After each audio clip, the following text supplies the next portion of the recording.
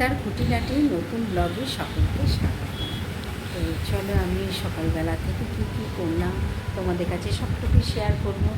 তো ঘুম থেকে উঠেই আমি ফুল তুলি, সে ফুলটা তুলে নিয়ে আসলাম। আজকে বেশ টিপটিপ করে বৃষ্টি পড়ছিল সকালে, তো ফুলগুলো তুলে নিয়ে আসলাম। নিয়ে এসে তোমাদের দাদাভাই অফিসে যাবে, তাই রান্না করতে হবে, তাই রান্নাঘরে চলে গেলাম।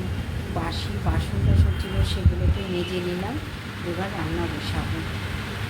আমার সকালে উঠেই রান্নাঘর পরিষ্কার হয়ে গেছে, বাসন টাসন মেজে রেখে দিয়েছি, পরে রান্না করতে করতে বাসনগুলো গুছিয়ে নেব। তো তোমাদের দাদাভাই চায়ের জন্য ভীষণ তাড়া দিচ্ছে, তাই একদিকে চা বসিয়েছি, আবার অফিসের ভাত বসাতে হবে। তোমাদের দাদাভাই বলল সামান্য আমার জন্য একটুখানি ঝিঙে পোস্ত করে দাও, তাই ঝিঙে নিয়ে বসলাম কাটতে। তো তোমাদের দাদাভাইকে ভাত আর ঝিঙে পোস্ত করে দিলাম, দাদাভাই খেয়ে চলে গেল। আর যেহেতু বৃষ্টি হচ্ছে, মেয়েও আবদার শুরু করলো, মা আজকে গোবিন্দভোগ চালের খিচুড়ি খাবো, তাই আমি আমাদের জন্য খিচুড়ি করলাম।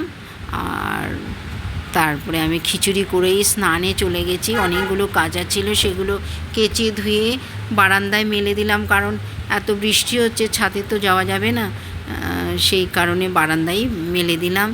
আর সেই মেলে টেলে দিয়ে এখন পুজোও দিয়ে দিয়েছি। এবার যাব রান্নাঘরে। তো খাওয়ার আগে একটু পাঁপড় ভেজে নেব, কারণ বর্ষাকাল তো পাঁপড়টা নরম হয়ে যায়।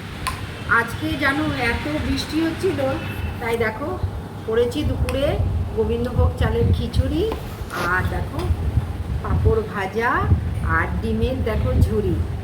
তো আমি লাঞ্চ করতে বসে পড়লাম, তোমরাও খেতে চলে যাও, অনেক বেলা হয়েছে।